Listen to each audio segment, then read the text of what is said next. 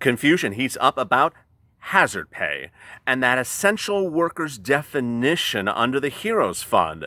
But could you get the money or will you get the money under second stimulus package?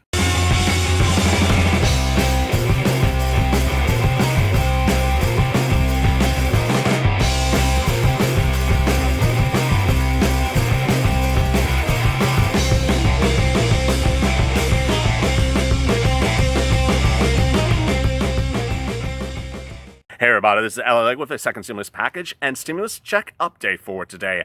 Our second of 4 second stimulus check videos for this afternoon. Hope you're good and safe. Earlier today, we detailed more about the importance of ensuring you get a second stimulus check, especially if you're on SSDI, SSI, and Social Security. Later today, we detail PUA, and finally, this rapid spread of COVID-19 and how it's impacting labor in the United States. But this video goes over what we as a follow-up to yesterday's video on hazard pay. Let me recap. In the HEROES Act, a bill passed by members of the House that is now routed in the Senate, there's a part of that that provides for hazard pay, up to $10,000 for essential workers. We detail that in yesterday's video, and the overriding questions we got about it fell into 2 categories. 1, am I an essential worker? And 2, what do I do if my employer? Well, first of all, the second question is really the one that gets my blood boiling, because I don't like the way it's written, and I'm going to go over it with you right now. As I explained yesterday in that hazard pay video, ultimately this is not a program in which the federal government routes the money automatically to you. It's not a program in which you apply and get the money like PUA or UI. Rather, this is a program in which your employer is supposed to apply, and that when they apply, you get the money. But there's a lot of big questions, and I'm going to go over them with you right now. Okay, first, this application situation. How do you ensure your employer gets the money for you, and how do you ensure you get the money for the employer? Here is the good news, and here's the bad news. The good news is a lot of money. It's up to $10,000. And going forward, it's $13 per hour on top of your base salary. Moreover, it's retroactive. It's retroactive back to January. So if you're an essential worker from January all the way up to the present, that's a lot of money. So that's the great news. The bad news is the manner in which this bill has been written as to how the money gets to you. Here is I'm holding in my hand, not your comments from yesterday's video, because there's a lot of them, but the exact words of the Heroes Fund. This is the part of the bill that addresses hazard pay.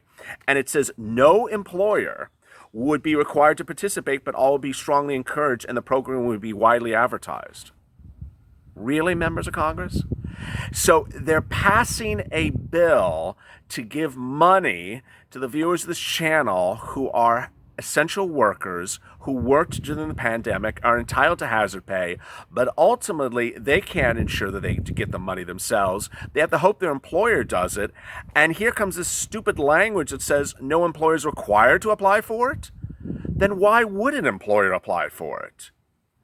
It is truly the most incredulous language I have ever seen in a bill.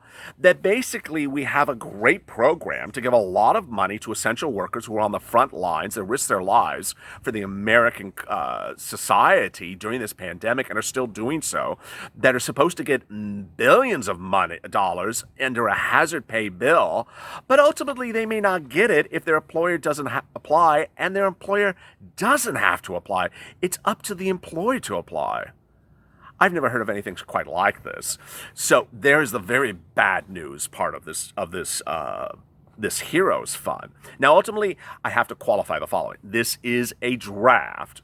This is a bill that is coming from the House into the Senate, and the House has approved it as written, but the Senate can hack it apart. And so if you're watching this video, I would absolutely contact your senators and say, I love this bill, but the manner of delivery is a hot mess. who else and how else would one apply to get this money? So an entity that contracts with the state, locality, tribe, or the federal government would be considered a private sector employer, and employees of this entity who are designated as essential would be eligible for premium payment. Similarly, an eligible employer is also an individual who hires someone designated as essential through programs. This would help ensure that 2.2 home health aides, direct service providers, and personal care workers who provide services to more than 12 million Americans are covered. It ensures that they would be covered, but ultimately, if their employer doesn't apply, they don't get the money. Ridiculous. Eligible employers would submit applications for the recruitment and retention incentive premium on a rolling basis. Our proposal would fully fund the premium and recruitment and retention incentive. We will continue to seek input on the specific mechanisms for delivering the payment to workers, as well as the universe of essential workers to be covered. Well, I mean, that's good news. They clearly understand there's something wrong with the manner in which the viewers of this channel would apply to get the benefits, that they want input on it. I would start giving them the input right now. I would contact your senators right now and your elected officials. If you are an essential worker, you qualify for hazard pay, and you're sitting back thinking, if my employer doesn't apply, I'm not going to get a penny. And there's nothing requiring my employer to apply. Why would my employer do this for me? There's no incentive for the employer to do it. So here you go. The next question I received a lot from viewers was the following. Am I an essential worker? And they would give me scenarios. So let me go over the couple of the questions and the types of scenarios I got. I got people that work in supermarkets covered. When I say covered, I mean essential worker. People who work in post office, essential worker. People who work in nursing homes, essential worker. People who work in hospitals or medical institutions, essential workers. Someone asked me about logistics, basically like distribution and shipping in warehouses and things like that. That was actually covered in yesterday's video covered. All those things are covered. If you're not familiar with what are essential workers, what are essential jobs, there are two ways to look at it. First, the Department of Health and Human Services defines essential workers. Second, localities, local counties define essential workers. But ultimately, the terms are generally the same. You may also know that you're an essential worker because you were working. When the pandemic first hit in March, lockdowns were ordered, but certain businesses were allowed to remain open because those businesses were deemed as essential. Among those businesses that were allowed to stay open were supermarkets, drugstores like pharmacies, stores like CVS and Walgreens. Those were allowed to stay open. So if you worked at a business that was open in March after the pandemic hit, after the lockdown order was issued, and you were at work, you were likely an essential worker. It's as simple as that. Because the manner in which the lockdown orders were instituted were the following. In March, businesses were shut down, but those which were essential. And generally, the guidelines for what are essential jobs and hence essential workers is the same on a local level as on a federal level. They generally follow the same language. So the next question I got a couple times, which is really quite fascinating, is what happens if you were working as an essential worker? You clearly have watched my video. You said, I am an essential worker. I absolutely qualify for this. But here's the rub. I worked as an essential worker in March or April, and I was laid off. Now I'm at another place, and I'm an essential worker at the second place. I'm working since May to June. Do both employers apply for me? Moreover, will an employer that formerly hired me or had me on staff from January to the present, but no longer has me on staff, will they ensure that I get my hazard pay? It's a great question. Ultimately, it goes back to the same issue. Do they apply or do they not apply? So here you go. If you are an essential worker and you qualify for this program and are entitled to $10,000, are entitled to $13 retroactive back to January, and you're concerned that your employer doesn't apply for the system because they're not required to, and doesn't get this massive amount of money for you, what are you going to do? For members of Congress to say our proposal seeks input, well, hello? What do you mean seeks input? It's messed up right from the first line. I would recommend you to immediately contact your representatives. Now, let me go over some more details about who's covered. Essential frontline worker definitions. This is actually in the HEROES Fund.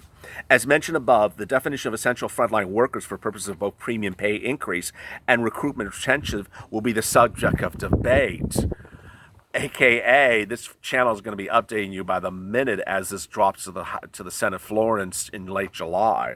The proposal is not meant to exclude any workers about this conversation. Rather, we hope this proposal will encourage a discussion about how large and diverse the universe of workers truly is. Our goal is to include every federal, state, tribe, and private sector essential workers. I'm going to get to, let me go over the retroactive benefits, because you always ask about that. It's a big issue. Retroactive benefits would be back to January 27, 2020. So mark that down on your notes. What were you doing January 27th, 2020? Were you an essential worker with that employer? You look at your timesheets, you look at how much money you were making, you bring that up to the present, then you know whether or not you've hit that $10,000. If you haven't, then you'll continue to receive the $13 per hour on top of it. Remember, as I detailed in yesterday's video, it's a big, I was about to curse, it's a big mofo amount of money that would land in your account right away. It's like a big chunk. Basically, they're paying all these weeks that, bam, would land in your account. So it's something that needs to be done. It's something you're entitled to. It's something you're entitled to receive. You need to ensure your employer does this. Additional benefits for essential health and home care workers and first responders. The employers of frontline and home care workers or first responders should be eligible to apply for a second round of premium payments as that continues. So there's talk about a second round of this as well. Death benefits, which I didn't cover yesterday, and it's a somber message to send, but I have to cover it because I have to cover everything for the viewers of this channel. If your loved one was a frontline essential worker during the pandemic and has died, you are entitled to collect those benefits on behalf of your deceased loved one. Let me read that section. It's deeply disturbing but unfortunate reality that some of our frontline workers are making the ultimate sacrifice to their nation through their work fighting COVID-19. Their families rightfully deserve to receive the full amount of the premium paid as a lump sum in addition to any other forms of death benefits. So if you have a loved one who was an essential worker during the pandemic and has died, then you are entitled to receive those benefits. You know why I paused right there? Because I thought of the way it's phrased. There's two things to think about this. One, your loved one did not have to die from COVID-19 for you to get their benefits. So let me give you an example. If your loved one was working at the post office from January all the way to last week and was hit in a car accident yesterday, you would collect their benefits. They don't have to die from COVID-19 for you to collect their benefits.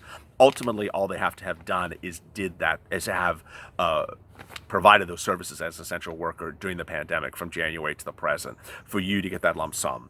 So unfortunately, it's a little bit of math you have to calculate. You have to look at how much they're receiving, how many weeks they worked, and ensure that their employer applies and you get that money. Protection from corporate expense shifting. Large corporations engage in provisions of essential services, employees, essential front workers who are now deserving of premium payments. However, massive corporations should invest money in ensuring that they participate in the program. That's ultimately the big concern. If you have questions to today's hazard pay video and essential workers retroactive payments, drop them in the comments below. Coming up today, two other second stimulus check videos, one about PUA/UI, and finally one about the spread of COVID-19 and its impact on the labor rates. As always, stay with LA for more.